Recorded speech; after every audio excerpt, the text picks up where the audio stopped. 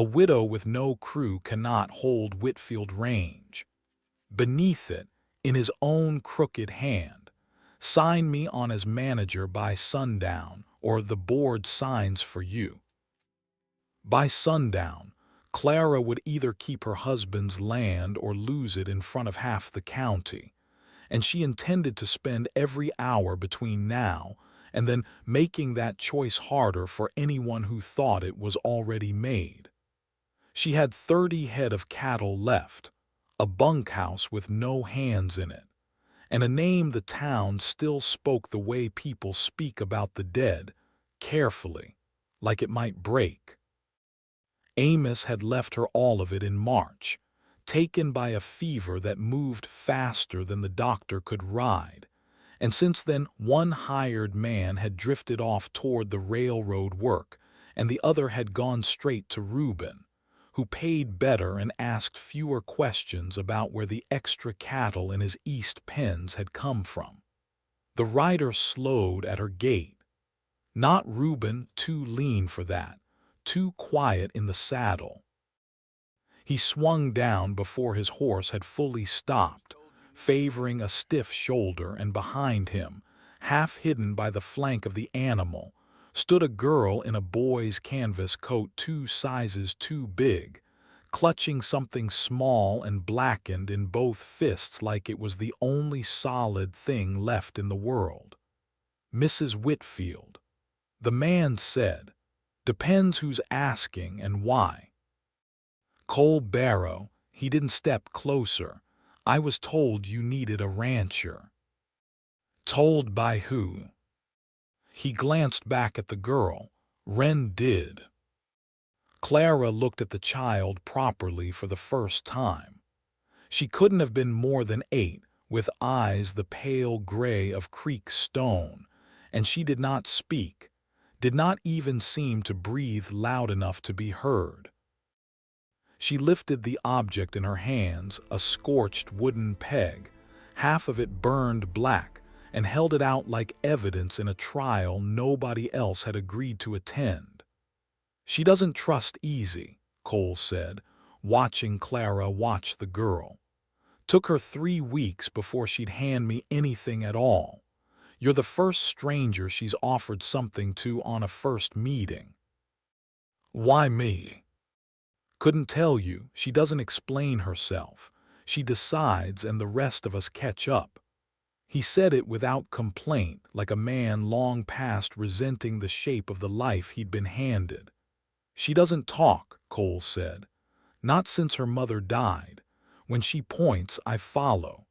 She saw smoke off your south ridge 2 days back, and yesterday she found that peg wedged in the rocks below Coldwater Draw." Clara took it from the girl's hands. The burned end left soot on her thumb, and beneath the black was a carved notch, half of a shape she knew as well as her own name, the same mark Amos used to burn into every fence post and pen gate on Whitfield land, so that even strangers passing through would know whose ground they walked. "That mark's mine," she said, and her voice came out rougher than she meant it to. "Where exactly did she find this?" "Near the wash, close enough to the draw that I didn't like leaving it there." Clara's mind went straight to the 11 calves she'd lost in the spring, the ones Reuben had blamed on wolves before she'd even finished counting the herd. The sheriff had told her, gently, the way men told women things they'd already decided, that a widow couldn't be expected to ride every draw alone looking for ghosts. She'd let it go because she hadn't had the crew to prove otherwise. She still didn't, but she had, standing in front of her now, a stranger and a silent child holding a piece of burned wood that said the ghosts might have brands on them. "I don't have money to pay a hand properly," she said. "I won't pretend otherwise." "I didn't come asking for money," Cole said. 30 days, day wages if you've got them, nothing if you don't. I sleep in your bunkhouse or under my own wagon, your choice. You keep your lease papers in your own name the whole time. I want no claim on your land and no claim on you. And if Reuben rides up and asks why a strange man's sleeping on my property, then you tell him you hired a rancher. Something hardened behind Cole's eyes, quick and gone. If he wants to call it something else, that's a poor reflection on his imagination, not on the truth of it. Clara almost smiled. She caught it before it reached her mouth, distrustful of anything that came that easily on a morning like this one. The bunkhouse leans east in a strong wind, she said. You'll want to prop the door. I've slept in worse. Your girl can sit in my kitchen while I put coffee on. Wren looked up at Cole and he crouched down slow, careful not to crowd her the way a man crowds a spooked colt. Your choice, Junebug. It wasn't her name. Clara would learn later, just something he called her, an old habit from before the fire that neither of them had let go of. Wren clutched the burned peg to her chest and walked past Clara through the door without looking back. By the time the sun cleared the ridge, Cole had already reset the hinge on the south pen, tightened the well rope that had been fraying since February, and refused breakfast twice before Clara told him plainly that hired men ate on Whitfield land whether they thought they deserved it or not. He didn't work the way men usually worked when they wanted to be seen working. He moved through neglected chores like each one was a question. He was asking the ranch, quietly, and waiting for an answer before he touched the next thing. Wren sat at the kitchen table with a biscuit in front of her, untouched, watching Clara's hands more than her face. She eating? Cole asked from the doorway, considering it. That's high praise coming from her. Clara felt a small, unfamiliar warmth at that and didn't trust it enough to let it linger. At noon, dust rose on the road from town, and Clara knew before she saw the riders that it would be Reuben, because trouble in Redstone Flats always announced itself early and rode in loud. He came with 2 men behind him, a rancher named Dutch Kellerman, whose opinion of widows managing land had never been a secret, and Deputy Hargrove, who looked like a man doing a job he didn't enjoy and hadn't found the courage to refuse yet. Reuben was broad through the chest, red in the face even before he'd said a word, dressed in Amos's old church vest, which he'd borrowed for the funeral and never once offered back. Well, he said, eyeing Cole up and down from the saddle, the widow's found herself a drifter before breakfast. I hired a rancher, Clara said, stepping off the porch to meet him on her own ground. You hired trouble is what you did. Reuben pulled a folded paper from his saddlebag and held it up like a weapon. Lease board meets today at sundown. I've brought witnesses. A woman alone can't keep a range like this running proper. Calves gone, fences down, brand rack rotting where it stands. Amos would be ashamed to see it. The words landed exactly where he meant them to land. Dutch looked down at his reins instead of at Clara. The deputy shifted his weight and said nothing, and that silence hurt worse than anything Reuben had said out loud, because silence from men who knew better sounded too much like agreement. Cole's boot moved half a step forward, but he didn't speak for her. Clara noticed that restraint and found it steadied her more than any defense could have. Amos would ask why his own brother knows so much about which calves are missing, Clara said. For one flickering second, something shifted behind Reuben's eyes there and gone, but Wren, standing half hidden in the doorway, saw it too. Clara watched the girl see it, and something passed between them that didn't need words. "Mrs. Whitfield," Hargrove said, clearing his throat like the words cost him something. "The board only needs assurance the place is being managed." Clara gestured at Cole. 30-day contract, public wages. No claim on land, no claim on anything but cattle work.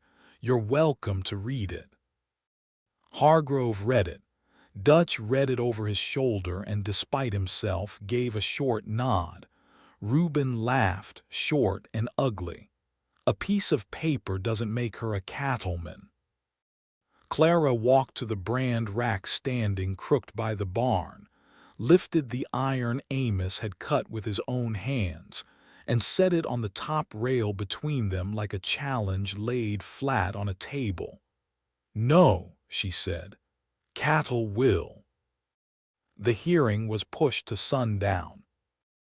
Not canceled, delayed, which Reuben clearly hadn't planned for, and it was enough to send him riding off with his jaw tight and his men trailing uneasy behind him. If a woman standing alone against a man who wants everything she has left sounds like a story worth staying for, this is the moment to hit that subscribe button. Because what Clara finds before sundown is going to change everything the town thinks it knows about who really stole from the Whitfield range. After the dust settled, the yard held the shape of Reuben's threat, the way a room holds the echo of a slammed door. The neighbors mounted slow, careful not to meet Clara's eyes, because kindness was easy when it cost nothing, and careful the moment it might put a man against Reuben Whitfield. Nathaniel Poe, who ran the general store and had extended credit to half the county through hard winters, lingered a moment longer than the rest. "Mrs. Whitfield," he said, "you understand the board will want an accounting, more than a hired man's signature. They'll have a ranch that's still standing. They'll want proof. Then I'll give them proof." Clara looked toward the empty south pasture where 11 calves used to graze. Nathaniel's mouth twisted with something like guilt. "Reuben says wolves took them." "Reuben says a great many things, mostly to men who keep ledgers." He left without answering that, and Clara stood a long while in the yard with the warped brand iron cooling in her hand, feeling the weight of a deadline that had stopped being a meeting and started being a blade laid flat across everything she had left to lose. She thought of Amos then, the way she did most evenings when the light went thin, not the sickness that took him, but the sound of his laugh carrying across the pasture, the way he used to say a ranch wasn't land at all, just a promise a person kept showing up to honor. She meant to keep it, whatever it cost her by sundown. For 2 days, the ranch remembered how to breathe. Cole worked from before light to after dark, resetting posts, mending what months of grief and neglect had let fall apart. He never once took the pencil from Clara's hand when she marked repairs in her ledger, never once suggested she couldn't count her own losses. Wren followed Clara more than she followed Cole those 2 days, still silent, but collecting small things and laying them on the kitchen table like offerings. A bent horseshoe nail, a scrap of green cloth snagged on creek thorn, a flake of blackened cedar. Clara began to understand that the girl's silence wasn't emptiness. It was a room with the door shut, and Wren was choosing slowly who she let stand near the threshold. On the second evening, Clara found Cole at the water trough in the last amber light, and Wren on the fence rail nearby, swinging one boot. "Your wife," Clara said before she'd fully decided to ask it. She died in the fire that scarred your shoulder." Cole's hands went still on the bolt he was turning. For a moment Clara regretted the question entirely. "Barn fire," he said finally. "Lightning strike, dry summer. I was out driving strays back and didn't make it in time to do anything but pull what I could out from under the roof after it came down." Wren screamed until she had no voice left in her, and then she just kept the rest of it for herself. Clara looked at the girl, who was watching a meadowlark on the fence wire, her small fingers gone white around the rail. "I'm sorry," Clara said. "So am I." Cole tightened the bolt harder than it needed. "Sorry, that doesn't fix a thing." Clara understood that kind of sorry better than she wanted to admit. The quiet that settled between them afterward wasn't empty. It was worn smooth by two people who each carried something heavy and had, without meaning to, set part of it down in the same place. Later, while Wren scrubbed the supper tins, Cole helped Clara stretch new rawhide across the sagging gate latch. "Reuben wasn't always cruel," Clara said, surprising herself. "I keep remembering that, when I ought to remember he wore my husband's vest to the funeral and never gave it back." Cole kept his eyes on the knot he was tying. Remembering the good in a man doesn't make you foolish. Letting it excuse what he's doing now might.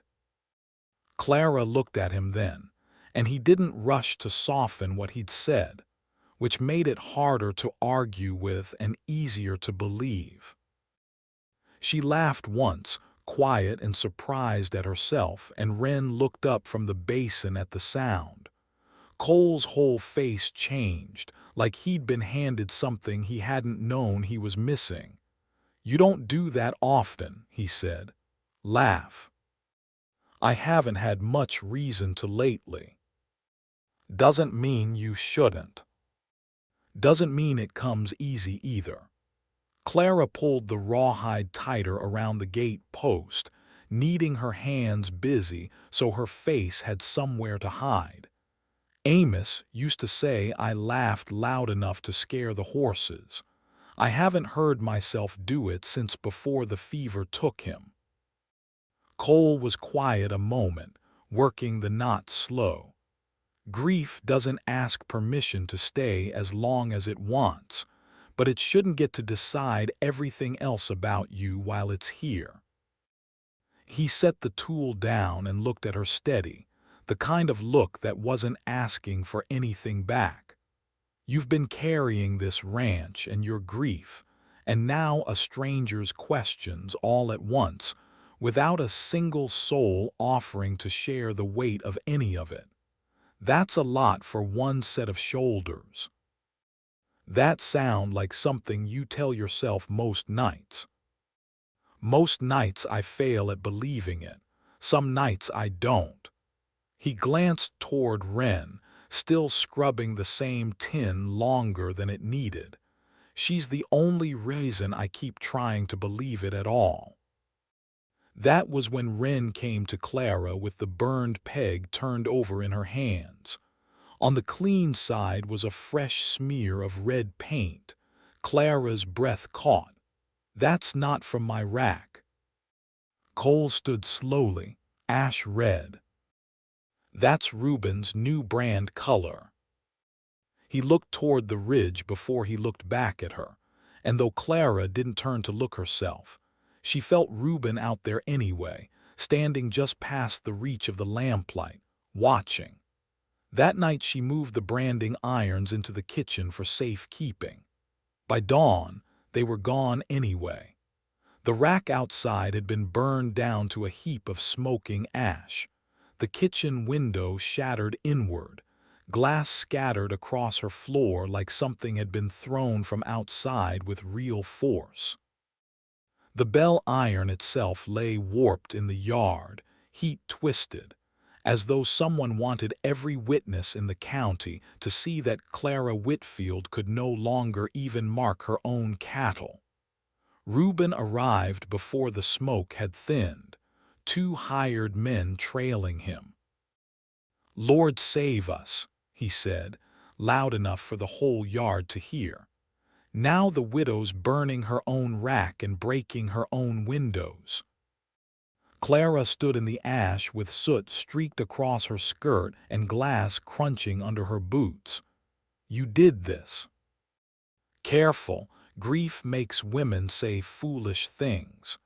Reuben looked past her at Cole. "Or maybe your hired man wants you desperate enough to marry him before noon." The words landed like an open-handed slap in front of Nathaniel, the deputy, and every neighbor who'd ridden toward the smoke to see what had happened.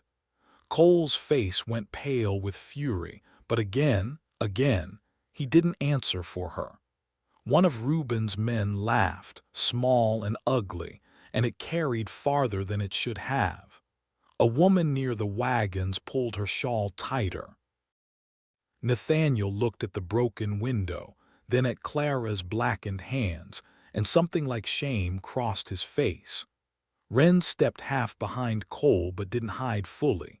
She stared at the ash like it had cracked open a door inside her that had been shut a long time, her small mouth moving without sound. Cole started toward her, then stopped when she lifted one palm, even afraid. The child wanted room to stand on her own. Clara understood that better than anyone watching. She turned to the gathered neighbors. "You all knew Amos Whitfield. You know that iron was cut by his own hand. You know I kept that rack clean every season since he died." Nobody answered. "Mr. Poe," she said, "did I buy lamp oil from you yesterday?" Nathaniel blinked. "Yes." "Enough to burn a rack to ash?" "No." "Did my window break inward or outward, deputy?" Hargrove, crouched by the wall, ran his fingers along the shards. "Inward. Most of it's inside." "Then someone broke in," Clara said. "Or she staged it to look that way," Reuben snapped, but his voice had lost the certainty it carried an hour before. "A grieving woman's capable of desperate things." "A grieving woman doesn't burn her own dead husband's brand iron," Clara said, and for the first time that morning her voice cracked, not from weakness but from something closer to fury held too long on too tight a rein. "That iron is the last thing of his I had left to touch every single day. You want this town to believe I did that to myself." Nobody answered him this time either, but the quiet had changed shape. It wasn't agreement anymore. It was doubt, and doubt was the first crack Clara had managed to put in Reuben's story all morning. It wasn't enough to convict Reuben outright. It was enough to loosen the rope he'd been tightening around her name. She bent and picked up the warped iron, heavier now than it had ever felt whole. "I will not marry a man to prove I can ranch," she said, loud enough for everyone to hear it clean. Reuben smiled, thin and satisfied. "Then you'll lose the lease." Wren made a small sound, the first anyone had heard from her in longer than Cole could remember, and every head turned. The girl was staring past the ash toward the far ridge, toward Coldwater Draw, lips trembling, hands lifted and shaped like she was tracing the outline of a gate. "Wren." Cole went still. She touched the burned peg hanging from a cord at her throat, then pointed south, urgent now, both hands shaking with the effort of saying without words what she needed them to understand. "The calves," Clara whispered. Reuben's smile died on his face. Hargrove frowned. "Mrs. Whitfield, the lease votes in 3 hours." "Then we'd better ride fast." Reuben stepped his horse in front of hers. "Ride south and you prove exactly what I've been saying. The board signs while you chase a child's ghosts. Then let them watch what your ghosts are bawling behind a gate, Clara said, and swung up onto her own mare before he could answer. They rode south, Clara, Cole, Wren tucked in front of him in the saddle, two reluctant neighbors trailing behind out of curiosity more than loyalty.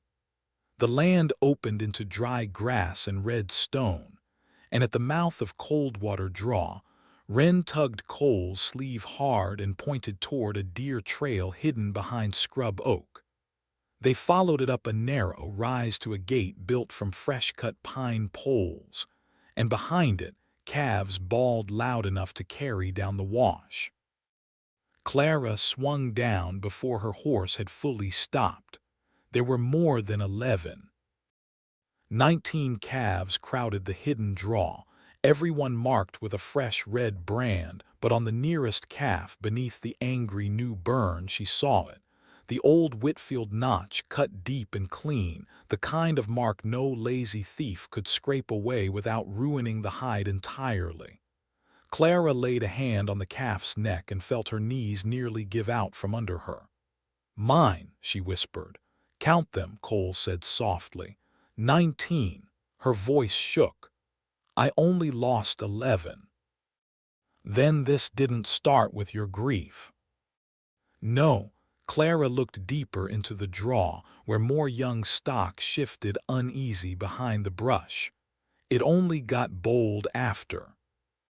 Hoofbeats came hard down the ridge, Reuben, with 3 men behind him this time. "Shut that gate." Clara stepped into the opening before Cole could move. "No." Reuben reined up hard, and for the first time all day his face wasn't brotherly, wasn't amused. It was bare with something closer to fear. "Those are my calves. They wear my brother-in-law's brand burned over my husband's mark," Clara said. "That doesn't make them yours. That makes you a thief who was careless enough to leave the proof breathing. You'll regret calling me that in front of these men. I'll regret a great many things before I regret telling the truth in daylight." Clara didn't move from the gate. "You've had a year to grieve your brother the way the rest of us have. Instead, you spent it counting how many of his calves you could hide behind a new burn before anyone thought to look close." Reuben's jaw worked, and for a moment Clara thought he might actually ride the gate down himself rather than let the men behind him hear another word. Cole's hand drifted, quiet and unhurried, toward the rope at his own saddle, not a threat, just a readiness, the kind of stillness that told a man exactly how far this could go if he pushed it. Clara turned to the 2 neighbors who'd followed them out. "Ride back. Bring the deputy. Bring Nathaniel. Bring every lease man in this county who wants to keep his own herd come spring." One man hesitated. Wren slid down from the saddle, walked to the pine gate, and rang a small hanging bell that Clara hadn't even noticed hanging there. One clear note that carried the length of the wash. The hesitating neighbor looked at the bawling calves, then at Clara, and his face changed first. His hand went to his hat, not in greeting but something closer to apology, and he wheeled his horse back toward town at a hard gallop. By the time the witnesses arrived, Reuben was sweating through his collar. He'd tried bluster, then wounded family pride, then threats against any man who touched his gate, and his own hired men had started studying the ground like their boots had suddenly become fascinating. Clara asked for a bucket of water and a dull knife. Hargrove blinked. "For what?" "To read my cattle." She wet the first calf's side and scraped gently at the edge of the fresh brand. The hair parted, and beneath it, scarred but unmistakable, the old notch showed clean. The gathered men leaned in despite themselves. Nobody leaned toward Reuben. "Reuben's hidden calves carry my mark under his fresh burn," Clara said, loud enough to reach every man at the gate. Nobody spoke. Nathaniel stepped closer, bent, looked hard, and his mouth went tight. "That's Whitfield's stock," he said, like a man correcting his own cowardice out loud. Clara moved to the second calf. Cole held the rope but let her hand do the work. She scraped. The notch showed again. A third. A fourth. By the fifth, Reuben's own men wouldn't meet his eyes. By the sixth, one of them dropped his reins entirely and admitted, low and shamed, that Reuben had told them nobody would ever check close enough to know. Reuben lunged at the man. Hargrove caught his arm hard. "Stand back. This is my range." Reuben shouted, wild now, the mask fully gone.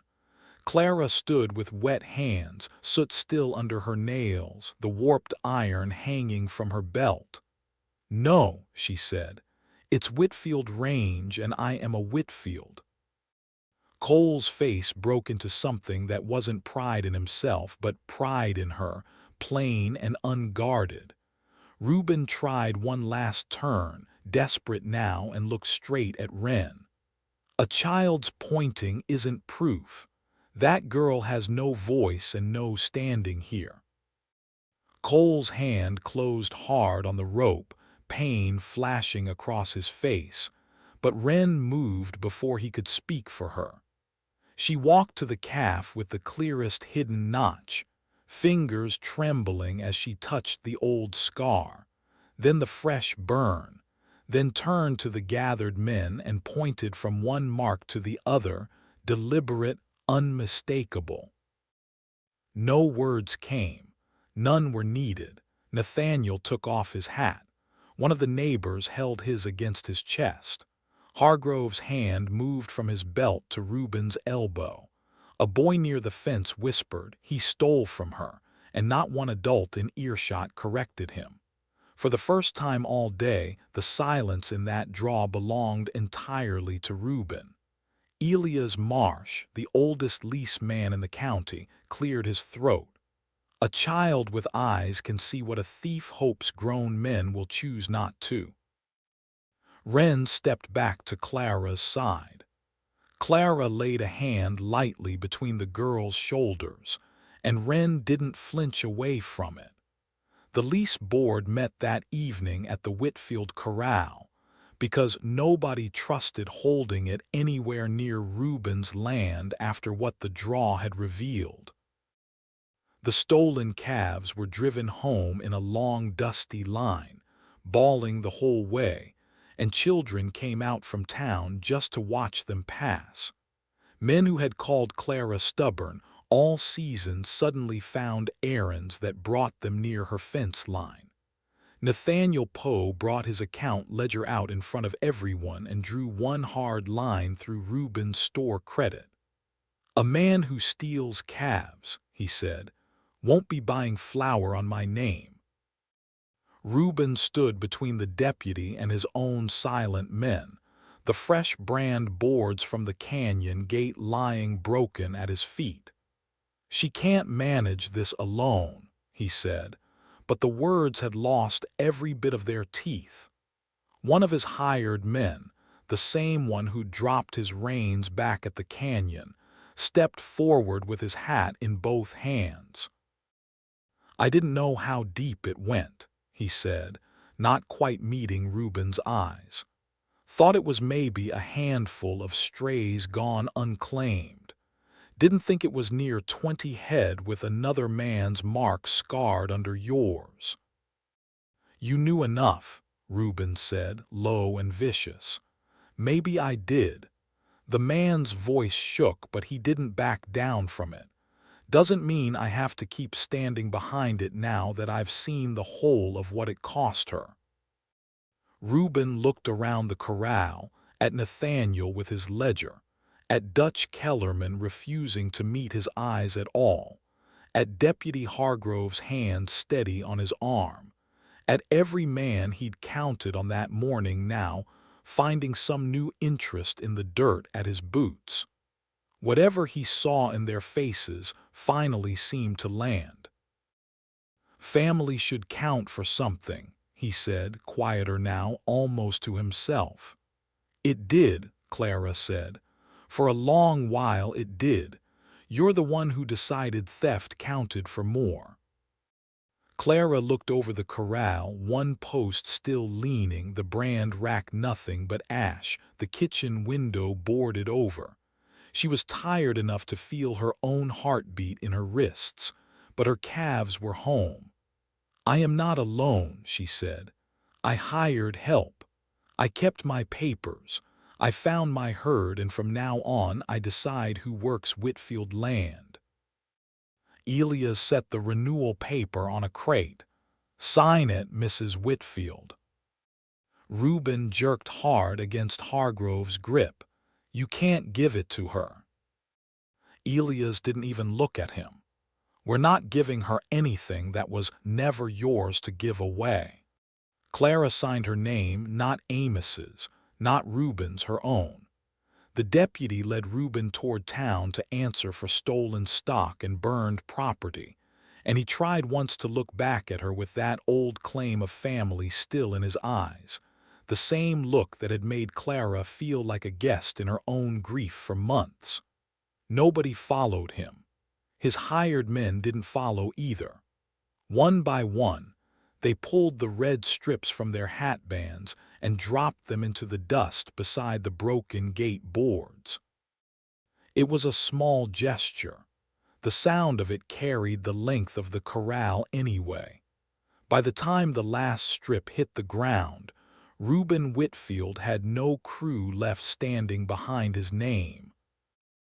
He stood alone in the settling dust, and for the briefest moment, something in his face looked less like a man caught in his own scheme and more like a man realizing, all at once, exactly how much he'd traded away for calves that were never his to begin with: a brother's memory, a town's trust, and a family name he'd have to carry into a jail cell with nobody left to vouch for it. Elias pushed the lease paper toward her one more time. There's one more line. Clara read it. Range manager, and beneath it, Reuben had already written his own name in bold black ink, prepared for a future he'd never earned. Clara dipped the pen and crossed it out clean. For a moment she thought of writing Amos's name instead, because grief kept old habits even after it had no right to. Then she thought of every calf bawling in that hidden pen, every shard of glass on her kitchen floor, every neighbor who'd waited to see if she understood what had just been handed back to her. She wrote Clara Whitfield, not widow, not a name borrowed from a dead man or stolen by a living one, her own. Cole and Clara rebuilt the brand rack together before supper. It wasn't fine work yet, but it stood true. Wren carried the cedar pegs over one at a time and set them into Clara's palm, and when the last peg slid home, the girl pressed the scorched wooden peg she'd carried since the beginning into the top slot, like closing a circle only she had understood from the start. Clara knelt beside her. That peg saved my ranch. Wren studied her with solemn, steady eyes. You did, she whispered, her first full sentence since her mother died, small and rough and entirely her own. Cole turned away fast, but not fast enough to hide his face breaking open. At supper, Clara set 3 plates from habit before she caught herself and stopped.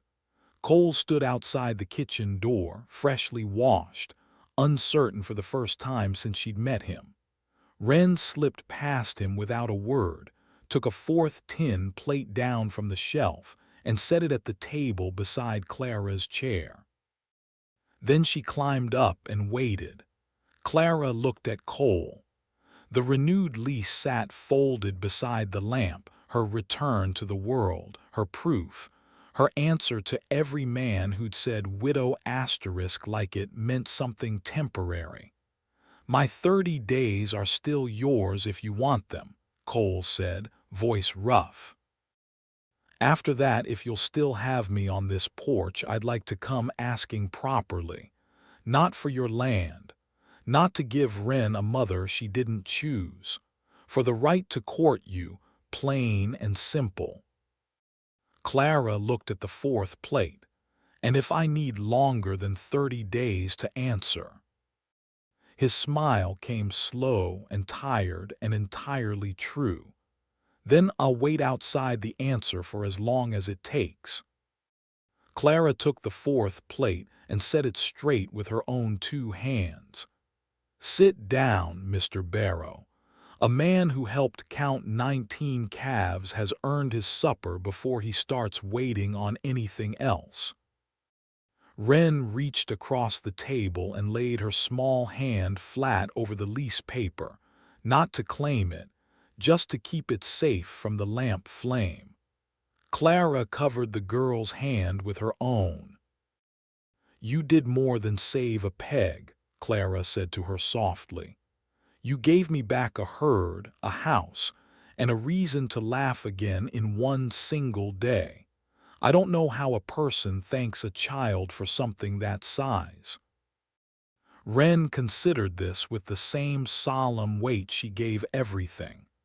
"Supper," she said, her voice still new and careful, like she was testing whether words would hold her weight the way silence always had. "You already did." Cole laughed, low and warm, and the sound filled the kitchen in a way it hadn't in longer than Clara could count. He sat across from them, hat resting on his knee, eyes bright in the low light. And outside, past the boarded window, the rebuilt brand rack stood against the coming dark with the scorched peg set true in its top slot and the iron hanging straight once more. Inside, the fourth plate stayed right where Wren had set it, not as a claim on anything, but as a choice freely made by everyone at that table. For the first time since Amos died, Whitfield land didn't feel borrowed from grief anymore. It felt held.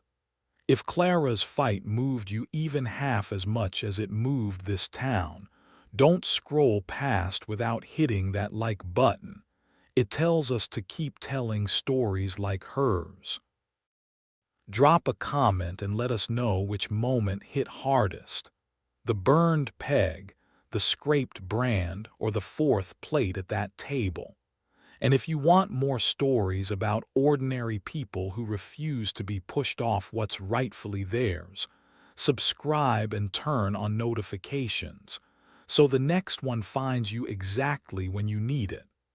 Some ranches aren't held by fences or by paper. They're held by a stranger who mends a hinge without being asked, a child who finds her voice when it matters most, and a woman who signs her own name at the bottom of a page everyone else assumed belonged to somebody else. Whitfield land stood that night the way it hadn't stood in months, not borrowed, not waiting, not alone, held.